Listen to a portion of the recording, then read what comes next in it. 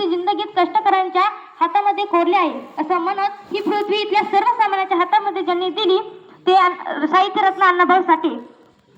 शिवाजी राजांवर दुसरा पोवाडा लिहिणारे शाहीर अमर सेठ, माता रमाई माता भीमाई माता अहिल्या आणि ज्या ज्या मानवांनी या समाजासाठी स्वतःचं आयुष्य खर्चित घातलं त्या सर्व मानवांना मी अभिवादन करते व माझ्या भाषणाला सुरुवात करते. विद्येविना मती गेली, मतीविना नीती गेली, नीतीविना गती गेली आणि गतीविना शूद्र खचले आणि एवढे सर्व अनर्थ एका अविद्येने केले. आणि या अविद्येचे सावट दूर करण्यासाठी व ज्ञानाचा प्रकाश प्रत्येकाच्या आयुष्यात आणण्यासाठी एका क्रांती ज्योतीने जीवाचे रान केले. ती क्रांती ज्योतीमध्ये सावित्रीबाई ज्योतिराव फुले.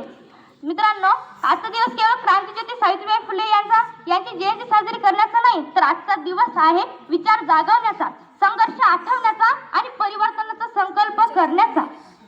आज मित्रांनो, ज्या काळी मुलींचा शिक्षणाचा विचार देखील गुन्हा मानला जात होता, ज्या काळी मुलींना हातात पुस्तक घेतले म्हणून तिच्यावर दगडशेण फेकले जात होते, त्याच अंधकारमय काळात डॉक्टर विश्वरत्न भारतरत्न डॉक्टर बाबासाहेब आंबेडकर यांचा संदेश शिका, संघटित व्हा आणि संघर्ष करा हा मंत्र देणारी पहिली महिला व पहिली शिक्षिका आज आपल्या समोर उभी आहे एका विचाराच्या स्वरूपाने. सावित्रीबाई फुले यांना शिक्षण सहज मिळालं म्हणून स्वीकारलं नाही तर त्यांनी ते लढून मिळवलं. सावित्रीबाईंनी डोळ्यात अश्रू येऊ दिले पण मनात भीती येऊ दिली नाही. एक प्रसंग आठवतो. रात्री उशिरापर्यंत समाजाच्या भवितव्याचा विचार करत असताना खिडकीतून दोन काळे हात दिसतात. हातात कोयते, मृत्यू समोर उभा